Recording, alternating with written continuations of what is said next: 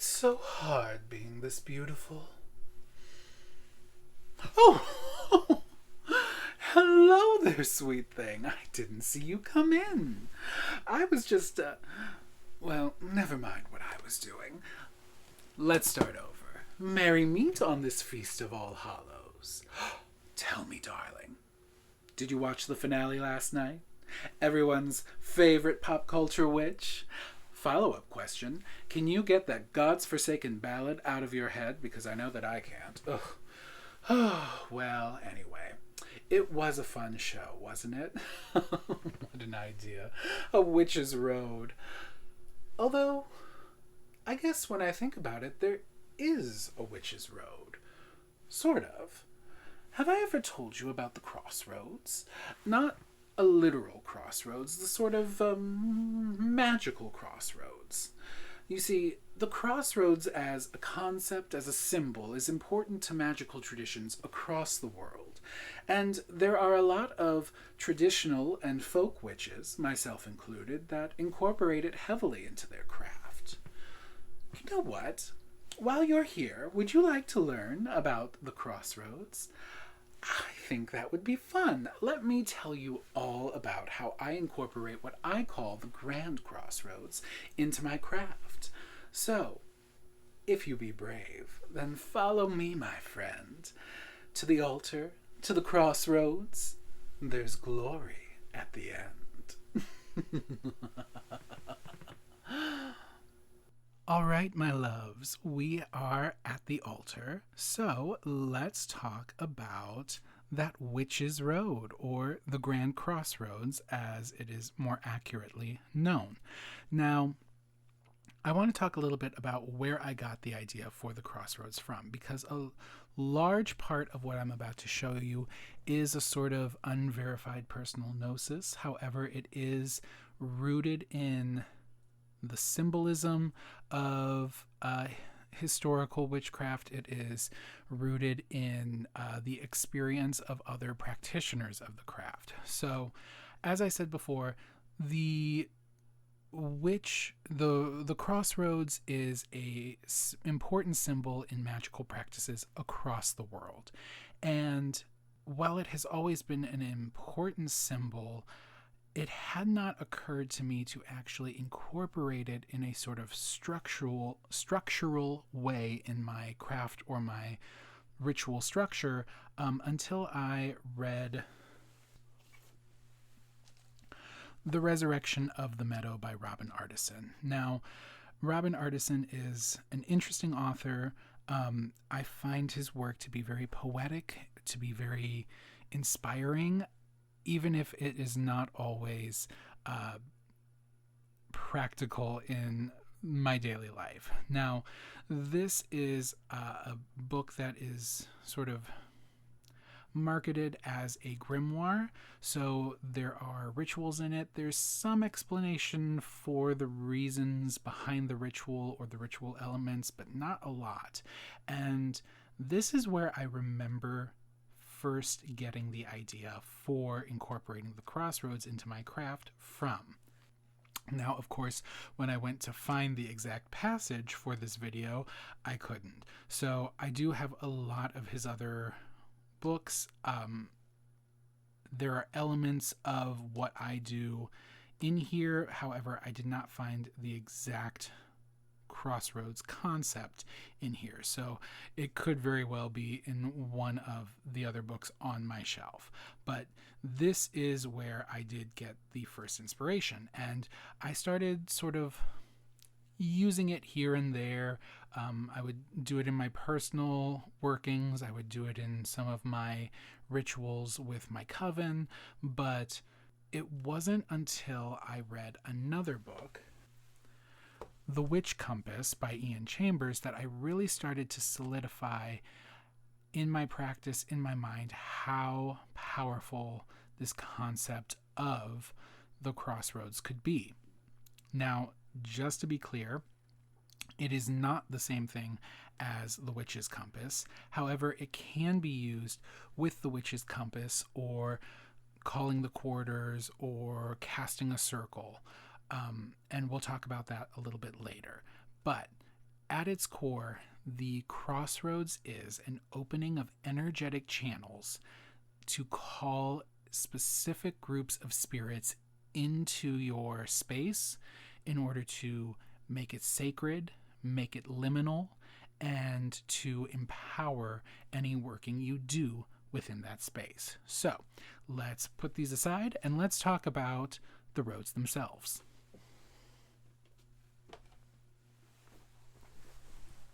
So, the first road that we open runs from the northwest to the southeast, and that is the Ghost Road. And this is the road that the ancestors will come in on. Now, ancestor work has gained a lot of traction recently in the witchy world, as it should, because they are very important spirits. They are very important guides and aids in our work. And so that is why they are always the first group that we call. This is the first road opened, and it is the last road closed, because we are honoring our ancestors. Like I said, if you've been in the witchy world long enough, you know that this is something that was not always incorporated into witchcraft. However, I think the value of it, at least not European-based witchcraft. So as we have sort of been reconnecting with ancestral veneration practices, this is a great way to start including them in your craft without committing to a specific set of practices. All right, our next road that we are going to open runs from the northeast to the southwest, and this is the fairy road. This is the road that we call in the fair folk on. Now, the reason that I incorporate the fair folk is because there is a long history of specifically British, Irish, that part of the world, which is claiming to have gotten their power directly from the fairies. Now, my views on what exactly the fairies are is still evolving. Anyone who has read into the lore will know that there are strong connections to the ancestors with fairy lore. There are strong connections to the land. There are even sometimes sort of a celestial kind of bent to these entities. So it's a broad term that likely encompasses a lot of different entities. So, as I said, my views on who they are and what exactly they bring to the ritual is ever evolving. However, from experience, I can say that it is worth opening this road and inviting them in. So, our final road it runs from north to south, and it is what is called the North Star Road. And this road is the road that the great spirits that we call gods or deities are going to travel to join us in our rituals and our spells. And it's pretty self-explanatory, so I'm not going to go too much into detail there. Now, the last road, these are the three main roads that are the roads that the spirits will journey on to come to our aid. The last road that we have is the earthly road. It runs from east to west, the path of the sun, and this represents our earthly plane.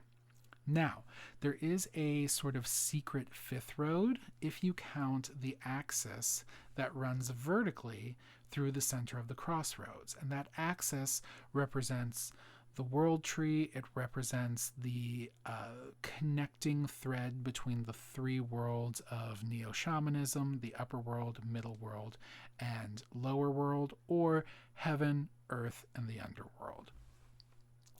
And so between these 4, possibly 5 roads, we have the Grand Crossroads. Now, as I said, this is a almost live wire of spiritual energy. These are pathways for spirits to travel. So we need some way to sort of ground all this spiritual energy into our plane of existence. And that is where combining the crossroads with things like the witch's compass, the quarters, the elements, the cardinal directions comes into play. You can use those things to sort of settle this energy into our earthly plane.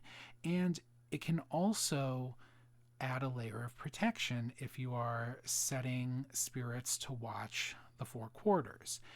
Another thing you can do for grounding and protection is incorporate a crossroads entity or deity to stand at the center. So this can be any god or spirit that is associated with the crossroads, gates, keys, doors, openings, opening ways.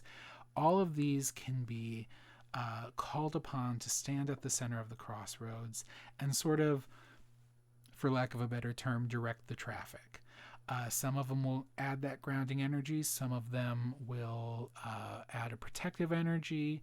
I have a particular set of deities that I use for this, but I do still have other things that I do to sort of ground that energy and add a layer of protection when working on the crossroads. Because this can be such a potent source of spiritual energy, you want to make sure that at the end of every ritual where you call the crossroads, you also close them. So we thank the spirits that have come, we invite them to stay or leave at their leisure, and then we let them know that the roads are closing. And we always start with the North Star Road and the gods. The fair folk are in the middle as usual, and then the last ones that we thank and invite to stay or leave and let them know that the roads are closing are the ancestors along the Ghost Road. There are many different ways that you could call the crossroads. I personally use a combination of movement and of words. So I have a special spell that I say as I take my wand and I physically draw out the roads. And you can see I also incorporate crystals when I'm calling the crossroads. Now, you could visualize lines of energy as you're opening the crossroads. You draw out the crossroads in salt or flour or cornmeal. Any of these are good ways to sort of call up this energy. I always say in witchcraft, the rules are important, but they are not essential. So results may vary depending on how you change it up, but the core principles are the same. So this is what I cheekily have referred to as the Real Witch's Road, the Grand Crossroads. It is powerful, it is potent, it has changed my craft for the better, and I hope that you may have found something here that interests you, and it may change your craft for the better as well. Well, I do hope you enjoyed that sweet thing. I hope you found it informative and maybe even found something you could incorporate into your own practice. Ooh, I'll tell you what, if you did enjoy it, be a lamb. Hit that like button down below. And then while you're at it, come back some other time and we'll cook up more witchy mischief. Go ahead, hit subscribe and ring that bell, and then you'll always know when I'm conjuring up something good. And I'll tell you what, if you didn't like it and you want to leave a nasty comment or hit dislike, I'm not going to stop you. I'm not your mother. Who would want to be with a personality like that? beautiful and funny. My burdens are many. Well, until we merry meet again, sweet thing, goodbye.